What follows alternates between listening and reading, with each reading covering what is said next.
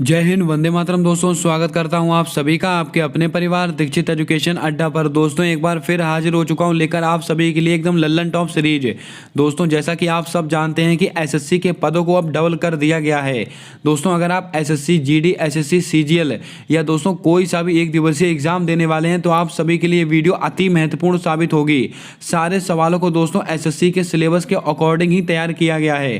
सारे सवालों को आप अपनी कॉपी के अंदर वन लाइनर नोट्स के रूप में नोट करते रहिएगा। 100% दोस्तों आपकी परीक्षा में यहां से सवाल बनने की प्रबल संभावना रहेगी। सारे सवालों को आप ध्यान पूर्वक देखते जाइएगा। आपके माँ बाप के सपने को पूरा करने वाली सीरीज आप लोगों के सामने हाजिर है। दोस्तों बिना देर किए हुए बात करते हैं आज के अपने पहले और अति महत्वपूर्ण सवाल को लेकर। आज का हमारा पहला सवाल कहता है कि भारत की पहली सौर पवन हाइब्रिड ऊर्जा उत्पादन संयंत्र कहां पर स्थापित हुआ है। बहुत ही महत्वपूर्ण सवाल है। दोस्तों भारत का पहला सौर पवन हाइब्रिड ऊर्जा उत्पादन संयंत्र यह कहां पर स्थापित हुआ है। पंचगनी में हुआ है, इंदौर में हुआ है, जैसलमेर में हुआ है या नाथद्वारा में हुआ है।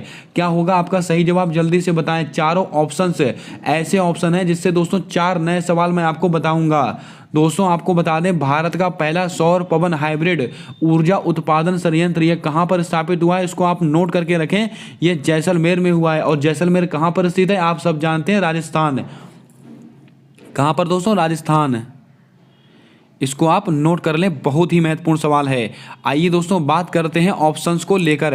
पंचगनी दोस्तों बहुत ही महत्वपूर्ण नाम है। अगर आपसे कहा जाए कि 1 लाख, अगर दोस्तों 1 लाख आबादी, अगर 1 लाख आबादी, सॉरी दोस्तों 1 लाख से कम, अगर 1 लाख से कम आबादी, 1 लाख से कम आबादी वाला सबसे स्वच्छ शहर अगर आपसे पूछे तो आप कहेंगे पंचगनी, महाराष्ट्र। ये कहाँ पर है, महाराष्ट्र में स्थित है। इस चीज़ को आप नोट कर लें दोस्तों, अति महत्वपूर्ण सवाल है आपकी परीक्षा को देखते हुए। अगर आपसे प्रश्न किया जाए कि 1 लाख से कम आबादी वाला सबसे स्वच्छ शहर कौन सा है, ये पंचगनी, महाराष्ट्र। अगर आपसे प्रश्न में कहे कि 1 लाख से अधिक, अगर दोस्तों आपसे कह दे कि 1 लाख से अधिक, 1 लाख से अधिक आबादी वाला सबसे स्वच्छ शहर कौन सा है तो आप कहेंगे इंदौर, यानी कि मध्य प्रदेश। अगर आपसे प्रश्न में ऐसा कहा जाए कि सबसे स्वच्छ राज्य कौन सा है तो आपका जवाब होगा मध्य प्रदेश। और इंदौर दोस्तों वाटर प्लस सिटी कौन सी है, इंदौर। इसको भी आप ध्यान में रखें, यह भी सवाल अति महत्वपूर्ण है। आइए दोस्तों एक ऑप्शन है हमारा नाथद्वारा, बहुत ही महत्वपूर्ण सवाल। दोस्तों आपने एक प्रतिमा का नाम सुना होगा, विश्वास स्वरूपम पम। दोस्तों शिव जी की सबसे ऊंची प्रतिमा ये दोस्तों कहां पर बनाई जा रही है, ये दोस्तों नाथद्वारा राज संबंध में बनाई जा रही है। इसका नाम क्या है, विश्वास स्वरूपम। इसको आप नोट कर लें। और ये स्थान कहां पर है, राजस्थान में स्थित है। इसको भी आप नोट करें। उम्मीद करता हूं आपने सारे प्रश्नों को अच्छे से नोट किया होगा, अच्छे से समझा होगा। तो हमारा इसका उत्तर क्या होगा, ऑप्शन नंबर सी, जैसलमेर। इसको आप नोट करके रखें। आइए दोस्तों बात करते हैं आज अगले प्रश्न को लेकर। दोस्तों आज का हमारा अगला सवाल कहता है कि 5G टेस्ट बेड का शुभारंभ कहां पर हुआ है। अति महत्वपूर्ण सवाल है दोस्तों। 5G से आपकी परीक्षा में सवाल आपसे पूछा ही जाएगा। सबसे पहले आप दोस्तों कमेंट करके बताएं कि 5G का शुभारंभ भारत में कब से हुआ। इसका जवाब आपको कमेंट में बताना है। हम बात करते हैं अपने सवाल को लेकर। 5G टेस्ट बेड इसका शुभारंभ कहां पर हुआ है। IIT Roorkee, IIT Madras, IIT Kharagpur, IIT Gandhinagar. क्या होगा आपका सही जवाब, जल्दी से बताएं। चारों IITयां अति महत्वपूर्ण है। चारों के बारे में कुछ ना कुछ आपको जानकारी देने वाले हैं। भाइयों बहनों आपको बता दें 5G टेस्ट बेड इसका शुभारंभ कहां पर हुआ है, IIT मद्रास। आपका ऑप्शन नंबर बी बिल्कुल करेक्ट जवाब होगा। इसके ऊपर आप वेरी इंपॉर्टेंट नोट डालकर रखें, आपकी परीक्षा वाला सवाल है। और दोस्तों रिलायंस के द्वारा ये 5G का टेस्ट बेड, सॉरी दोस्तों ये रिलायंस के द्वारा 5G का शुभारंभ पूरे भारत में दोस्तों कब से किया गया है, इसका जवाब आपको कमेंट में देना है। और दोस्तों आपको बता दें ये 5G सेवा का शुभारंभ सबसे पहले कहां पर हुआ है, गुजरात में। अगर दोस्तों आपसे प्रश्न बिल्कुल करंट अफेयर का सवाल है ये, गुजरात में दोस्तों 5G का मतलब गुजरात के अंदर सभी जिलों में, सभी स्थानों पर 5G का शुभारंभ सबसे पहला हुआ है। यानी कि सबसे पहला ऐसा राज्य बन चुका है जहां के सभी जिलों में, सभी स्थानों पर दोस्तों 5G का शुभारंभ हो चुका है। इसको आप ध्यान में रखें। आपसे मैंने प्रश्न किया है कि 5G का शुभारंभ भारत में कब हुआ है, जल्दी से उसका जवाब आपको कमेंट में बताना है। आइए दोस्तों ऑप्शंस को लेकर बात करते हैं। IIT रुड़की, दोस्तों आपको याद आ रहा होगा कि परम गंगा। दोस्तों अगर आपसे कहा जाए कि परम गंगा सुपर कंप्यूटर किसने विकसित किया है, IIT रुड़की ने किया है। और IIT रुड़की कहां से संबंधित है, उत्तराखंड। गंगा कहां से निकलती है, उत्तराखंड से। इसको आप ऐसे याद करें। अगर आपसे कहा जाए कि परम शक्ति, परम शक्ति। परम शक्ति सुपर कंप्यूटर दोस्तों किसके द्वारा विकसित किया गया है? आईआईटी खड़गपुर। आपने बचपन में कहावत सुनी होगी दोस्तों, खड़क सिंह के खड़कने से खड़कती हैं खिड़कियां, यानी कि खड़क सिंह जो है बहुत ही शक्तिशाली आदमी है। तो परम शक्ति किसने? आईआईटी खड़गपुर। दोस्तों आईआईटी गांधीनगर, इसने कौन सा कंप्यूटर विकसित किया? जल्दी से बताएं, बहुत ही महत्वपूर्ण सवाल है आपकी परीक्षा को देखते हुए। आईआईटी गांधीनगर के द्वारा कौन सा सुपर कंप्यूटर विकसित किया गया? इसका जवाब आपको कमेंट में देना है। दोस्तों एक और याद में रखेंगे आप, परम पोरुल सुपर कंप्यूटर किसके द्वारा विकसित किया गया है? एनआईटी तिरुचिरापल्ली। इसको भी आप थोड़ा ध्यान में रखें, यह भी प्रश्न आपसे पूछा जा सकता है। अब दोस्तों आप कमेंट में 2 ऑप्शन बताएंगे, सबसे पहला कि 5G का शुभारंभ कब हुआ है, दूसरा आईआईटी गांधीनगर के द्वारा कौन सा कंप्यूटर विकसित किया गया है। इसका जवाब आपको कमेंट में बताना है। आइए बढ़ते हैं आज अगले प्रश्न को लेकर।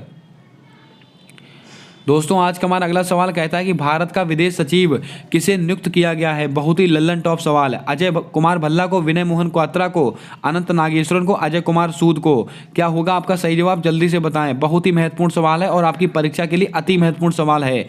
दोस्तों भारत का विदेश सचिव किसको नियुक्त किया गया? तो आप नोट कर लें, विनय मोहन क्वात्रा को। दोस्तों इनका कार्यकाल को अभी बढ़ा दिया गया, इसीलिए यह सवाल हमारे लिए महत्वपूर्ण हो जाता है। दोस्तों अजय कुमार भल्ला कौन है? तो आपको सबको पता होगा, गृह सचिव है हमारे भारत के गृह सचिव। दोस्तों कौन है? अजय कुमार भल्ला। इसको आप नोट करके रखें। दोस्तों घर पर क्या बनते हैं? दही बल्ले बनते हैं। इसको आप ऐसे रेट कर याद कर सकते हैं। भारत का विदेश सचिव कौन है? विनय मोहन क्वात्रा। अनंत नागेश्वरन, ये दोस्तों कौन है?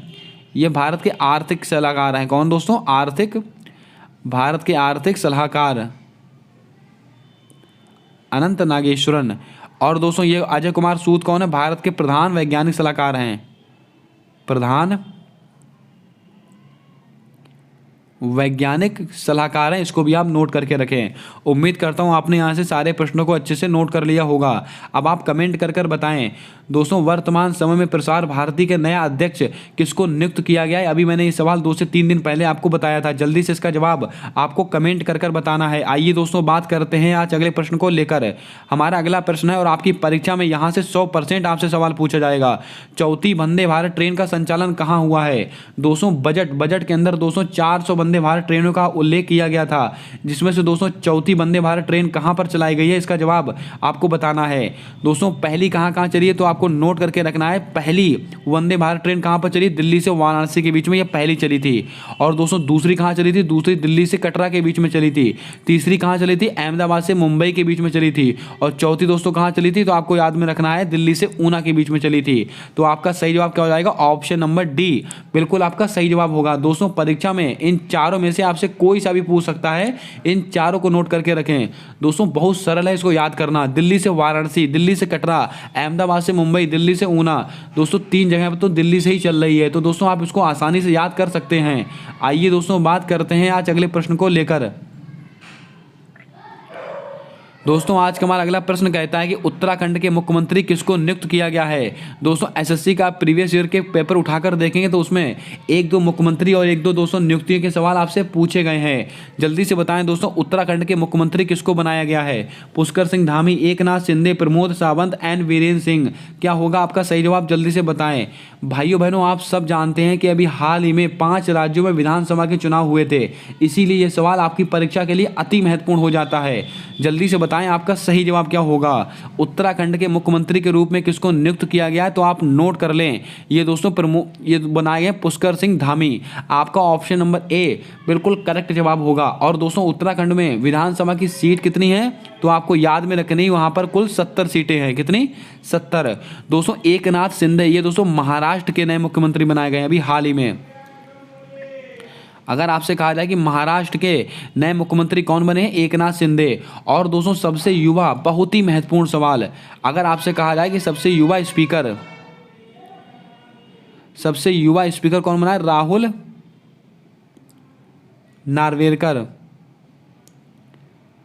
राहुल नार्वेकर दोस्तों सबसे युवा स्पीकर बने हैं। इसको भी आप नोट करके रखें। प्रमोद सावंत, ये कहाँ के मुख्यमंत्री हैं? गोवा के मुख्यमंत्री बनाए गए हैं। और गोवा में दोस्तों विधानसभा की सीट कितनी है? ये 40 सीटें हैं। इनको भी आप याद करके रखें। एन वीरेंद्र सिंह, लगाइएगा स्टार, ये दोस्तों मणिपुर के मुख्यमंत्री बनाए गए हैं। कहाँ के? मणिपुर के। और वहाँ में दोस्तों कितनी सीटें हैं मणिपुर में, तो आप कहेंगे 60 सीटें हैं विधानसभा की, इसको भी आप नोट करके रखें। दोस्तों पंजाब के मुख्यमंत्री कौन बनाए गए, भगवंत मान बनाए गए हैं। और वहाँ की कितनी विधानसभा की सीटें हैं, तो आपको नोट करके रखना है 117 सीटें हैं। कहाँ की, पंजाब की। उत्तर प्रदेश के मुख्यमंत्री आप सबको पता होगा कि योगी आदित्यनाथ जी हैं, और वहाँ की विधानसभा में कितनी सीटें, 403 सीटें हैं, इसको भी आप नोट करके रखें। उम्मीद करता हूं दोस्तों आपने पांचों राज्यों के मुख्यमंत्री और उनकी विधानसभा की सीटें नोट कर ली होंगी। कोई ना कोई सवाल आपसे पूछा ही जाएगा, चाहे एसएससी जीडी में पूछा जाए, चाहे एसएससी सीजीएल में पूछा जाए, हर परीक्षा के लिए महत्वपूर्ण सवाल है। आइए दोस्तों बात करते हैं आज अगले प्रश्न को लेकर। भाइयों बहनों, अगर आपको क्लास पसंद आ रही हो तो जल्दी से क्लास को लाइक कर दें, और चैनल पर नए हो तो चैनल को सब्सक्राइब करके बेल वाला आइकन ध्यान से दबा दें, क्योंकि दोस्तों आने वाली सारी वीडियोस के अपडेट आप तक आसानी से पहुंचते रहें। आपके माँ बाप के सपने को पूरा करने के लिए ये मेहनत की जा रही है। आइए दोस्तों आज का अगला और लल्लन टॉप सवाल है, किस देश में CITES COP19 की बैठक होगी। बहुत ही लल्लन टॉप सवाल, इसके ऊपर आप वेरी इंपॉर्टेंट लगाइएगा। बिल्कुल दोस्तों नया सवाल है आपकी परीक्षा को देखते हुए। इंडोनेशिया, मिस्र, ग्लासगो, पनामा, क्या होगा आपका सही जवाब, जल्दी से बताएं। CITES COP19 यानी कि कॉन्फ्रेंस ऑफ पार्टीज, इसकी दोस्तों बैठक कहां पर होने वाली है, तो आप नोट कर लें। इसका जवाब होगा ऑप्शन नंबर डी, पनामा में। इसको आप वेरी इंपॉर्टेंट दोस्तों, वेरी इंपॉर्टेंट क्वेश्चन है, इसको आप नोट करके रखें।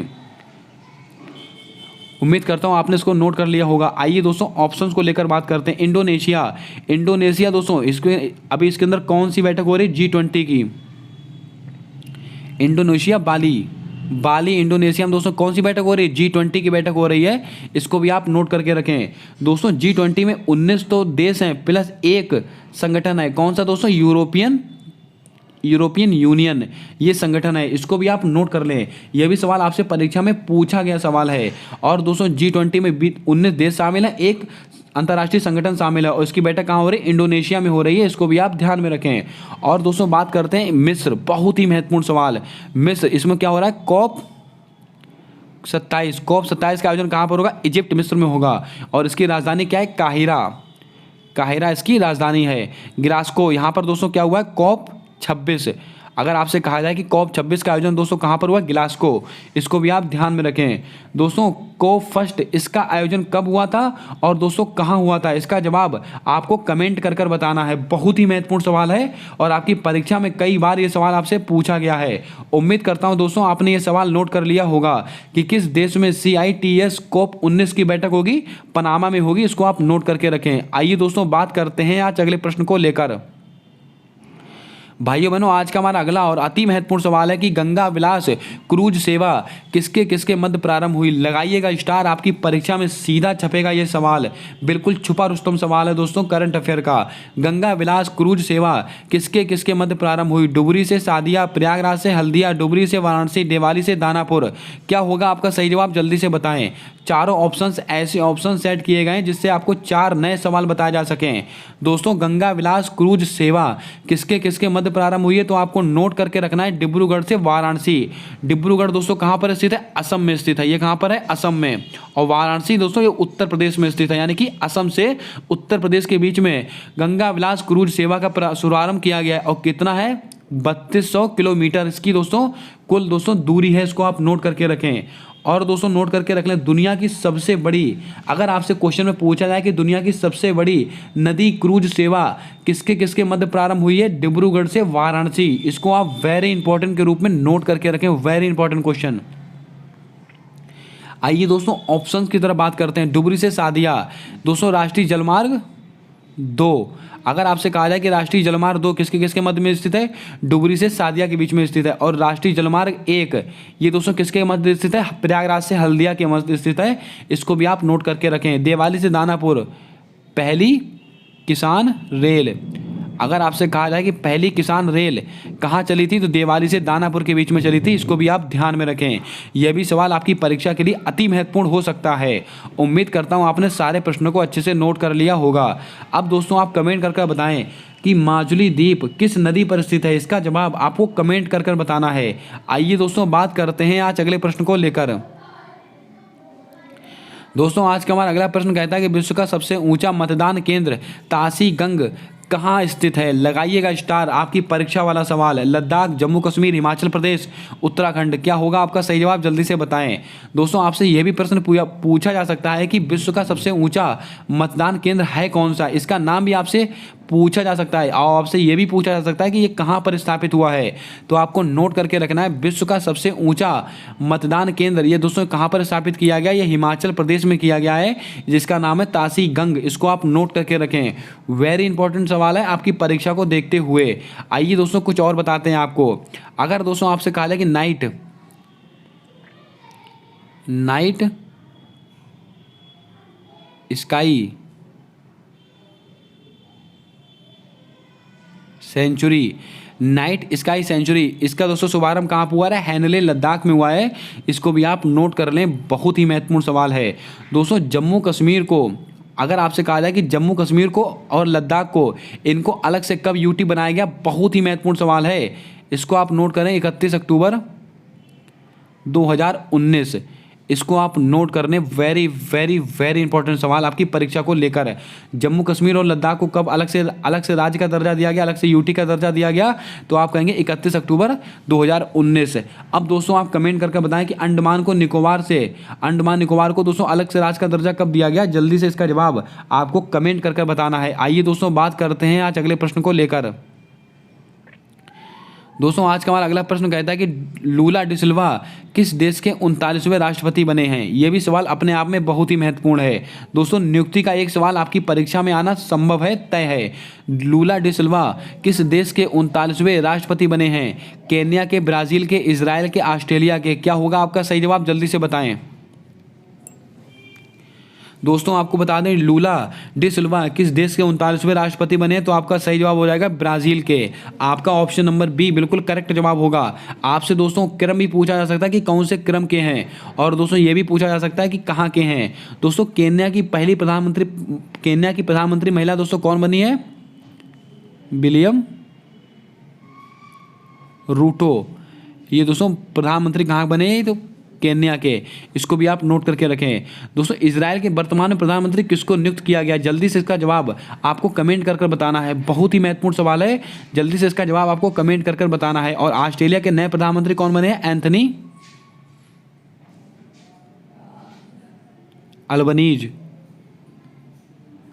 एंथनी अल्बनीज दोस्तों ऑस्ट्रेलिया के नए प्रधानमंत्री बने हैं। इसको भी आप नोट करके रखें। आइए दोस्तों बात करते हैं आज अगले प्रश्न को लेकर। दोस्तों हमारा अगला प्रश्न कहता है डिजिटल रूपी की शुरुआत हेतु आवश्यक बैंक होंगे। दोस्तों यहाँ पर पूरा सवाल यह है कि भारतीय रिजर्व बैंक ने डिजिटल रूपी का शुभारंभ करने के लिए कितने बैंकों की पहचान की है? 9 बैंक, 8 बैंक, 10 बैंक, 11 बैंक, क्या होगा आपका सही जवाब? जल्दी से बताएं। भारतीय बैंक यानी कि दोस्तों आरबीआई ने डिजिटल रूपी की शुरुआत करने के लिए कितने बैंकों की पहचान की है? तो इसको आप नोट कर लें, बहुत ही महत्वपूर्ण सवाल है। इसने 9 बैंकों की शुरुआत की है, इसको आप नोट करके रखें। अब दोस्तों आरबीआई की बात आई है, तो चलिए आरबीआई के बारे में पूरी जानकारी आपको देते हैं। आरबीआई इसकी स्थापना कब हुई है? 1 अप्रैल 1935 को हुई है। और इसका राष्ट्रीयकरण कब हुआ है? 1 जनवरी 1949 को हुआ है। इसको भी आप नोट करके रखें। और दोस्तों इसके पहले गवर्नर कौन थे?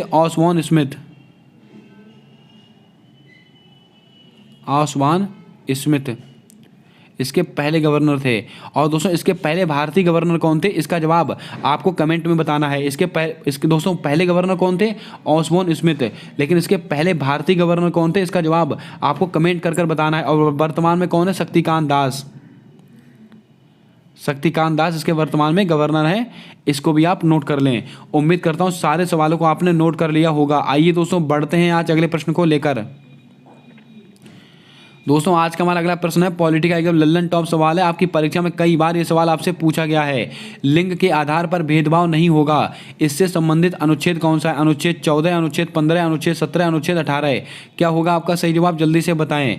लिंग के आधार पर कोई भेदभाव नहीं किया जाएगा, ये कौन सा अनुच्छेद कहता है? तो आपको नोट कर लेना है, ये अनुच्छेद 15 कहता है। आपका ऑप्शन नंबर बी बिल्कुल करेक्ट जवाब होगा। इसके ऊपर आप वेरी इंपॉर्टेंट डाल के रखिएगा। यह सवाल कई बार परीक्षाओं में रिपीट हुआ सवाल है। आइए दोस्तों ऑप्शंस को लेकर बात करते हैं। अनुच्छेद 14 विधि के समक्ष समानता, समानता या समता का अधिकार दोस्तों कौन सा है? अनुच्छेद 14। और लिंग के आधार पर कोई भेदभाव नहीं किया जाएगा, लिंग है जाति है इसके आधार पर कोई भेदभाव नहीं किया जाएगा, अनुच्छेद 15। और यह अनुच्छेद 17 का कहता है अस्पृश्यता का अंत, अस्पृश्यता का अंत, ये दोस्तों अनुच्छेद 17 कहता है, इसको आप नोट करके रखें। और दोस्तों अनुच्छेद 18 ये किससे संबंधित है? जल्दी से इसका जवाब आप कमेंट करके बताएंगे, बहुत ही महत्वपूर्ण सवाल है आपकी परीक्षा को लेकर। जल्दी से बताएं आपका सही जवाब क्या होगा। भाई बहनों आपको बता दें अनुच्छेद 18 इसमें क्या है? उपाधियों का अंत, उपाधियों का अंत, उपाधियों का अंत किसके अंदर है? तो आप कहेंगे अनुच्छेद 18। अब दोस्तों आप कमेंट करके बताएं कि प्राण एवं दैहिक स्वतंत्रता कौन सा दोस्तों? प्राण एवं दैहिक स्वतंत्रता का अधिकार है, ये किस अनुच्छेद में है? इसका जवाब आपको कमेंट कर कर बताना है। आइए दोस्तों बढ़ते हैं आज अगले प्रश्न को लेकर। दोस्तों आज का हमारा अगला सवाल कहता है कि नागपुर अधिवेशन के अध्यक्ष कौन बने थे? यह सवाल बहुत ही महत्वपूर्ण है, इसके ऊपर आप वेरी इंपॉर्टेंट डाल के रखिएगा। नागपुर अधिवेशन, सबसे पहले आपको पता होना चाहिए कि नागपुर अधिवेशन हुआ कब था। दोस्तों नागपुर अधिवेशन के अध्यक्ष कौन थे? जल्दी से आप बताएंगे। और आपको याद में रखना है नागपुर अधिवेशन हुआ था 1920 में, जब दोस्तों असहयोग आंदोलन हुआ था तभी दोस्तों नागपुर अधिवेशन हुआ था। और इसके अध्यक्ष के रूप में कौन बने थे? पंडित जवाहरलाल नेहरू बने थे, सरदार वल्लभ भाई पटेल बने थे, विजय राघवाचार्य बने थे, नेताजी सुभाष चंद्र बोस बने थे। क्या होगा आपका सही जवाब? जल्दी से बताएं।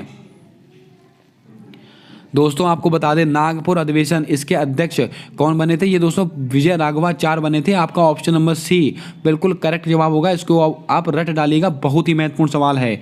और ये हुआ कब था? 1920 में हुआ था, पंडित जवाहरलाल नेहरू। ये दोस्तों लाहौर अधिवेशन, अगर आपसे कहा जाए लाहौर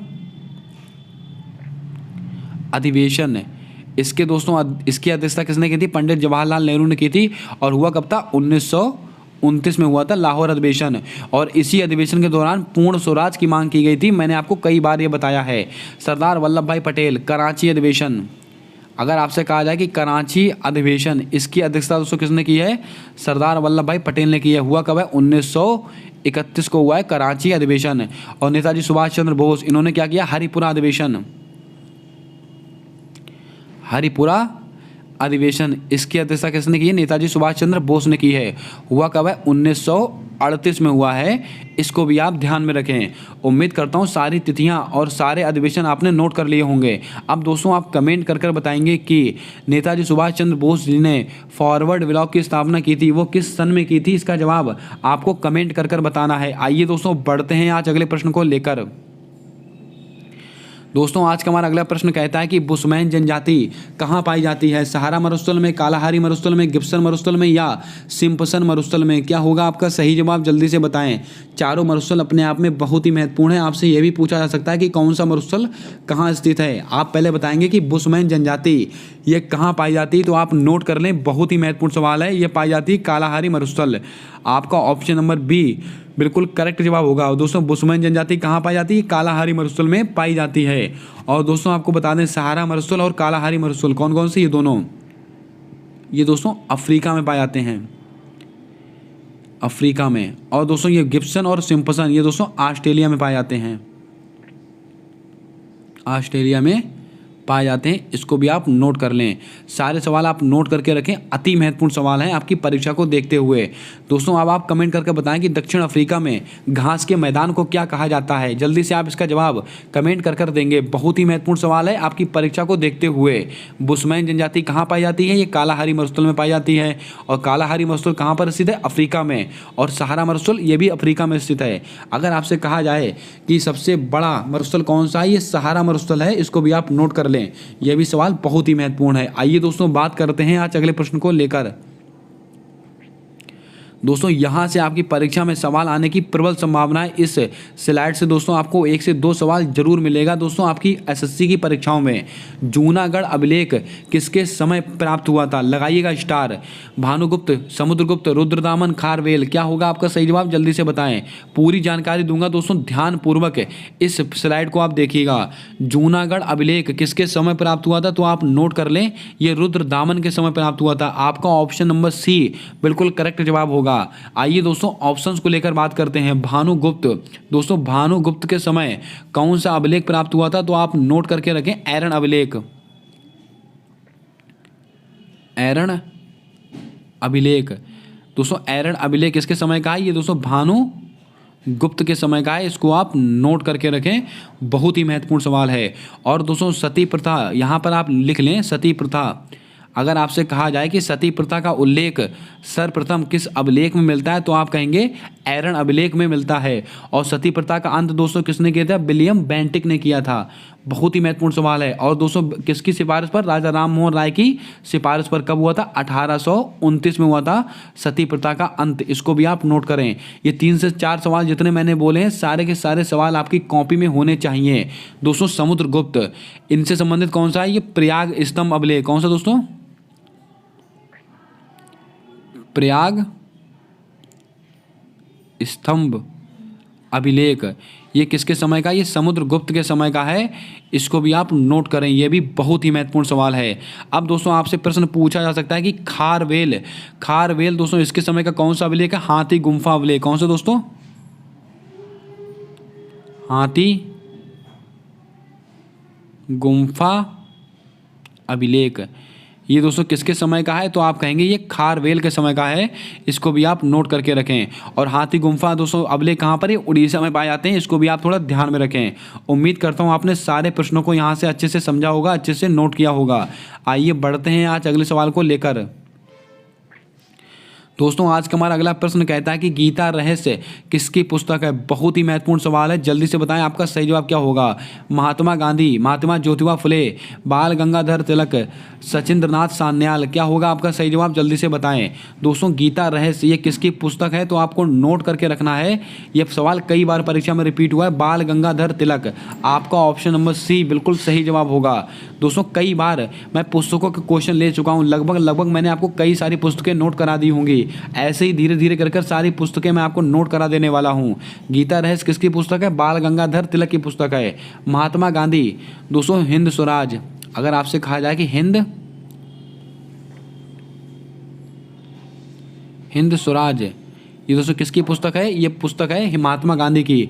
महात्मा ज्योतिबा फुले, इनकी दोस्तों पुस्तक का नाम क्या है? जल्दी से बताएं।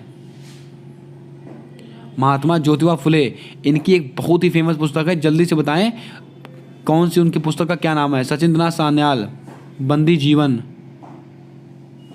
बंदी जीवन ये दोस्तों किससे संबंधित है? सचिंद्रनाथ सान्याल से संबंधित है। दोस्तों मैंने आपसे सवाल पूछा है कि महात्मा ज्योतिबा फुले इनकी पुस्तक का क्या नाम है? जल्दी से आप कमेंट करके इसका जवाब बताएंगे। गीता रहस्य किसकी है? बाल गंगाधर तिलक की। महात्मा गांधी किसकी है? हिंद स्वराज की पुस्तक है। और सचिंद्रनाथ सान्याल बंदी जीवन। इसको आप नोट कर लें।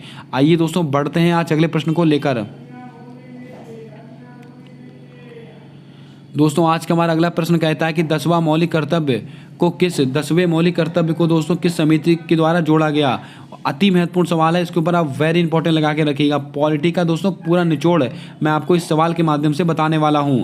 कस्तूरी रंगन समिति, विजय केलकर समिति, सरदार स्वर्ण सिंह समिति और संथानम समिति। क्या होगा आपका सही जवाब? जल्दी से बताएं। चारों दोस्तों समितियां अति महत्वपूर्ण हैं, चारों के बारे में चर्चा करने वाले हैं। दोस्तों 10वां मौलिक कर्तव्य को किस समिति के द्वारा जोड़ा गया था? तो आपको नोट करके रखना है, सरदार स्वर्ण सिंह समिति। और कौन सा संविधान संशोधन है? 42वां संविधान संशोधन। और ये दोस्तों कब से? 1976। इसको आप नोट करके रखें। आपसे प्रश्न पूछा जा सकता है कि सरदार स्वर्ण सिंह समिति के द्वारा 10 मौलिक कर्तव्यों को जोड़ा गया। हमारे मूल संविधान में एक भी मौलिक कर्तव्य नहीं था। और फिर होता है 42वां संविधान संशोधन, जिसके द्वारा 10 मौलिक कर्तव्यों को जोड़ा गया। किस समिति की सिफारिश पर? सरदार स्वर्ण सिंह समिति की सिफारिश पर। और 42वां संविधान संशोधन हुआ कब था? 1976 को हुआ था। और इसी को लघु संविधान के रूप में जाना जाता है। और दोस्तों आपको बता दें, प्रस्तावना में एकमात्र बार संशोधन हुआ था और इसके द्वारा अखंडता, पंथ निरपेक्ष और समाजवाद, दोस्तों इन 3 शब्दों को जोड़ा गया था। समाजवाद, पंथ निरपेक्ष और अखंडता, इन 3 शब्दों को दोस्तों कब जोड़ा गया था? 42वें संविधान संशोधन के द्वारा जोड़ा गया था। शिक्षा, वन, वन्य जीव, मापतौल, जनसंख्या, इनको दोस्तों संवर्धित सूची में डाला गया था। इनको संवर्धित सूची का विषय बनाया गया था। ये था दोस्तों 42वां संविधान संशोधन, जो हर परीक्षा में आपसे पूछा जाता है। दोस्तों 11वां मौलिक कर्तव्य कब जोड़ा गया था? तो आप सबको पता है, 86वां संविधान संशोधन। कस्तूरी रंगन समिति दोस्तों 86वां संविधान संशोधन आर्टिकल 21A निःशुल्क शिक्षा का अधिकार, इसको आप नोट करके रखें। कब का है? 2002 का संविधान संशोधन है, इसको आप नोट करके रखें। विजय केलकर समिति, ये दोस्तों जीएसटी से संबंधित है। जीएसटी का उल्लेख दोस्तों 1 जुलाई 2017 है। हमारे भारत देश में दोस्तों जीएसटी लागू कब हुई थी? 1 जुलाई 2017 को हुई थी। और जीएसटी दोस्तों किसकी सिफारिश पर आई थी? विजय केलकर समिति।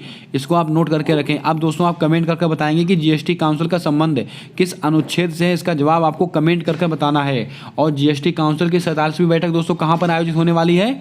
चंडीगढ़ में, यह भी आपको पता होना चाहिए। संतानम समिति, तो अति महत्वपूर्ण सवाल दोस्तों, इसके द्वारा केंद्रीय सतर्कता आयुक्त दोस्तों, केंद्रीय सतर्कता आयोग, इसकी स्थापना की गई थी। वर्तमान में इसके दोस्तों मंत्री कौन है? सुरेश पटेल।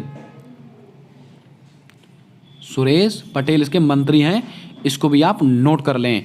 उम्मीद करता हूं आपने सारे प्रश्नों को अच्छे से नोट कर लिया होगा। आइए बढ़ते हैं आज अगले प्रश्न को लेकर। दोस्तों आज का हमारा अगला सवाल कहता है कि कुषाण वंश के संस्थापक कौन थे? बिंबिसार, विजयन, कडफिसस, सिंह विष्णु। क्या होगा आपका सही जवाब? जल्दी से बताएं। दोस्तों कुषाण वंश, इसके संस्थापक कौन थे? बिंबिसार थे, विजयन थे, कडफिसस थे, सिंह विष्णु थे। क्या होगा आपका सही जवाब? जल्दी से बताएं। दोस्तों जल्दी से वीडियो को लाइक कर दें और चैनल को सब्सक्राइब करके बेल वाला आइकन ध्यान से दबा दें, क्योंकि आने वाली सारी वीडियोज़ के अपडेट आप तक आसानी से पहुँचते रहें। ये सारे सवाल आपकी परीक्षा के सवाल हैं। सारे सवालों को आप सीरियसली 1 लाइनर नोट्स के रूप में नोट करते चलें। दोस्तों कुषाण वंश, इसके संस्थापक कौन थे? तो आप नोट करने, बहुत ही महत्वपूर्ण सवाल है। ये थे कडफिसस। आपका ऑप्शन नंबर सी बिल्कुल करेक्ट जवाब होगा। दोस्तों सिंह विष्णु, ये पल्लव वंश के संस्थापक थे। पल्लव वंश, अगर आपसे कहा जाए कि पल्लव वंश के संस्थापक सिंह विष्णु।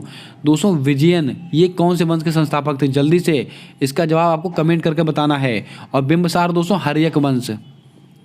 अगर आपसे कहा जाए कि हर्यक वंश के संस्थापक कौन थे? बिंबिसार थे। दोस्तों ये विजयन, ये किस वंश के संस्थापक थे? इसका जवाब आपको कमेंट करके बताना है। जल्दी से बताएं आपका सही जवाब क्या होगा। दोस्तों यहाँ पर एक चीज़ और आप याद रखेंगे,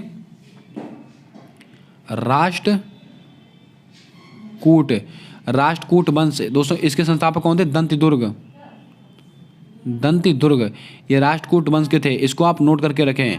दोस्तों इसको आप नोट कर लें। चोल वंश, कौन दोस्तों? चोल वंश के संस्थापक कौन थे? ये विजयन थे। इसको भी आप नोट करके रखें। उम्मीद करता हूं दोस्तों आपने नोट कर लिया होगा। अब दोस्तों आप कमेंट करके बताएं कि प्रतिहार वंश, कौन सा दोस्तों? प्रतिहार वंश के संस्थापक कौन थे? इसका जवाब आपको कमेंट के माध्यम से बताना है। आइए दोस्तों बात करते हैं आज अगले प्रश्न को लेकर। दोस्तों आज का हमारा अगला सवाल कहता है कि उम्मट आर्ट, बोलक आर्ट, यक्षगान का संबंध। दोस्तों ये सब क्या है? ये सब नृत्य हैं और इनका संबंध किस राज्य से है? ऐसा सवाल पूछा गया है। यह सवाल एसएससी की परीक्षा में पूछा गया प्रश्न है। अति महत्वपूर्ण सवाल है, इसको आप सीरियसली नोट कीजिएगा। उम्मट आर्ट, बोलक आर्ट, यक्षगान का संबंध किस राज्य से है? असम, लद्दाख, सिक्किम, कर्नाटक। क्या होगा आपका सही जवाब? जल्दी से बताएं। अति महत्वपूर्ण सवाल है आपकी परीक्षा को देखते हुए। दोस्तों आपको बता दें, उम्मट आर्ट, बोलक आर्ट और यक्षगान, इसका संबंध दोस्तों किससे है? तो आप नोट कर लें, इसका संबंध है कर्नाटक से। दोस्तों यक्षगान देखकर आप उत्तर समझ गए होंगे, कर्नाटक होगा, क्योंकि दोस्तों बहुत ही फेमस नृत्य कहाँ का है? कर्नाटक का है। इसको आप ध्यान में रखें। असम में दोस्तों बिहू मनाया जाता है। दोस्तों मैंने आपको कल बताया था कि कटी बिहू, ये सब अगर जहाँ पर कटी और ये सब बिहू शब्द लिख कर आए तो आप असम उत्तर लगाएंगे, ध्यान रखें। दोस्तों लोसर फेस्टिवल कहाँ मनाता है? ये लद्दाख मनाता है। और अगर लोसांग पूछे तो सिक्किम। इसको आप नोट करके रखेंगे। ये कुछ चीज़ें ऐसी हैं जो दोस्तों परीक्षाओं में बार बार पूछी जाती हैं। अगर दोस्तों आपसे पूछे हरेली कहाँ का है? ये दोस्तों छत्तीसगढ़ का है।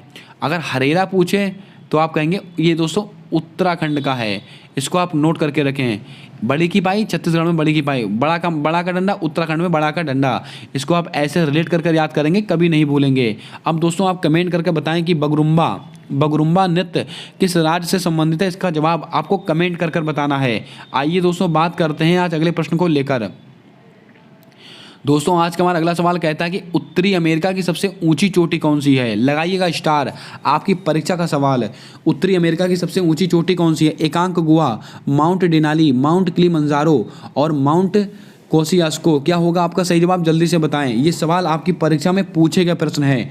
दोस्तों उत्तरी अमेरिका, इसकी सबसे ऊंची चोटी कौन सी है, तो आप नोट कर लें, बहुत ही महत्वपूर्ण सवाल है, माउंट डेनाली। आपका ऑप्शन नंबर बी बिल्कुल करेक्ट जवाब होगा। उत्तरी अमेरिका की सबसे ऊंची चोटी कौन सी है, माउंट डेनाली। अगर आपसे कहें दक्षिणी अमेरिका, दक्षिणी अमेरिका इसकी सबसे ऊंची चोटी कौन सी है, एकांक गुआ। दोस्तों दक्षिणी वाला कौन सा है, एकांक गुआ। उत्तरी वाला कौन सा है, माउंट डेनाली। दोस्तों ऊ और ऊ, इसको आप ऐसे याद करेंगे, आपको याद हो जाएगा। एकांक गुआ दोस्तों दक्षिणी अमेरिका, माउंट डेनाली उत्तरी अमेरिका। माउंट किलिमंजारो, ये दोस्तों अफ्रीका की सबसे ऊंची चोटी, किसकी, अफ्रीका की सबसे ऊंची चोटी कौन सी है, माउंट किलिमंजारो। और माउंट कोसियास्को दोस्तों ये ऑस्ट्रेलिया की सबसे ऊंची चोटी है। ऑस्ट्रेलिया की सबसे ऊंची चोटी कौन सी, माउंट किलिमंजारो। इसको आप नोट करके रखें। अब दोस्तों आप कमेंट करके बताएंगे कि नीलगिरी कौन सी, दोस्तों नीलगिरी की सबसे ऊंची चोटी का क्या नाम है, जल्दी से इसका जवाब कमेंट में छाप दीजिएगा, बहुत ही बार परीक्षा में पूछा गया सवाल है। आइए दोस्तों बात करते हैं आज के अगले और अंतिम सवाल को लेकर। हमारा अगला और अंतिम सवाल है कि सुशासन दिवस कब सेलिब्रेट किया जाता है। दोस्तों सुशासन दिवस को कब मनाया जाता है, 25 जनवरी, 25 दिसंबर, 26 नवंबर, 31 अक्टूबर। क्या होगा आपका सही जवाब, जल्दी से बताएं। चारों तिथियां अति महत्वपूर्ण है, हम चारों के बारे में चर्चा करने वाले हैं। सुशासन दिवस ये दोस्तों कब सेलिब्रेट किया जाता है, तो आप नोट कर लें, ये दोस्तों 25 दिसंबर को मनाया जाता है। आपका ऑप्शन नंबर बी बिल्कुल सही जवाब होगा। और क्यों मनाया था, अटल बिहारी वाजपेयी, अटल बिहारी वाजपेयी, इनके जन्म दिवस के रूप में मनाया जाता है। इसको आप नोट करके रखें। 25 जनवरी को दोस्तों क्या मनाता है, मतदाता दिवस यानी कि वोटर्स डे। ये कब सेलिब्रेट किया था, 25 जनवरी को सेलिब्रेट किया जाता है। इसको भी आपको पता होना चाहिए, ये सवाल भी अति महत्वपूर्ण सवाल है आपकी परीक्षा को देखते हुए। दोस्तों 26 नवंबर इसको क्या होता है, संविधान दिवस, क्योंकि दोस्तों इस दिन हमारा संविधान बनकर तैयार हो गया था। और इसी दिन दोस्तों दुग्ध दिवस भी मनाया था। कौन सा दोस्तों, दुग्ध दिवस। अब दोस्तों आप कमेंट करके बताएं कि राष्ट्रीय दुग्ध दिवस मनाया जाता है कि अंतर्राष्ट्रीय दुग्ध दिवस मनाया जाता है। जल्दी से आपका कमेंट करके इसका जवाब बताना है। बहुत ही कंफ्यूजिंग बड़ा सवाल है दोस्तों। ये तो सबको पता है कि दुग्ध दिवस मनाया जाता है, एक तो 1 जून को दुग्ध दिवस मनाया जाता है और एक 26 नवंबर को दुग्ध दिवस मनाया जाता है। लेकिन आप कमेंट करके बताएं कि राष्ट्रीय दुग्ध दिवस दोस्तों कब मनाया जाता है और अंतर्राष्ट्रीय दुग्ध दिवस कब मनाया जाता है। 26 नवंबर को दोस्तों संविधान दिवस मनाया जाता है, क्योंकि इसी दिन हमारा संविधान बनकर तैयार हुआ था। और हमारा संविधान बनने में कितना समय लगा था, 2 साल 11 महीने 18 दिन। इस चीज़ को भी आप याद रखें, क्योंकि दोस्तों कई बार हम लोग कठिन सवालों को पढ़ लेते हैं और सरल सवालों पर ध्यान नहीं देते हैं और हमारा सवाल गलत हो जाता है। आइए दोस्तों एक ऑप्शन बनता है 31 अक्टूबर। इसको दोस्तों क्या हुआ था, जल्दी से बताएं दोस्तों। 31 अक्टूबर इसको दोस्तों कौन सी तिथि, एकता दिवस। ये दोस्तों 31 अक्टूबर को मनाया जाता है। इसको भी आप नोट कर लें, यह भी सवाल बहुत ही महत्वपूर्ण है। उम्मीद करता हूं दोस्तों आपने सारे प्रश्नों को यहाँ से अच्छे से नोट किया होगा। जल्दी से दोस्तों कमेंट करके बताएं कैसी लगी आज को आज की आपको क्लास, कैसे लगे आज के प्रश्न। अगर दोस्तों क्लास पसंद आई हो, प्रश्न अच्छे लगे हो, तो जल्दी से वीडियो को लाइक कर दें। और चैनल पर अगर आप नए हैं तो चैनल को सब्सक्राइब करके बेल वाला आइकन ध्यान से दबा दें, क्योंकि दोस्तों आने वाली सारी वीडियोज़ के अपडेट आप तक आसानी से पहुँचते रहें। ये सारी मेहनत सिर्फ और सिर्फ आप लोगों के माँ बाप के सपने को पूरा करने के लिए की जाती है। दोस्तों कहने को ये केवल 20 सवाल हैं, लेकिन इन 20 सवालों से मैं आपको डेली 70 से 80 सवाल रिवाइज कराता हूं और नए सवाल बताता हूं, जो आपकी परीक्षा के लिए अति महत्वपूर्ण साबित होंगे। दोस्तों यहाँ पर केवल आप जीके नहीं पढ़ रहे हैं, आप जीके के साथ पॉलिटी, हिस्ट्री, ज्योग्राफी, आप दोस्तों हर पोर्शन आपका कवर होता है इन 20 सवालों के अंदर। दोस्तों मिलते हैं आने वाली अगली वीडियो में, तब तक के लिए जय हिंद, जय भारत। दोस्तों अपना सपोर्ट, अपना प्यार हमारे यूट्यूब चैनल के साथ हमेशा यूं ही बनाकर रखें।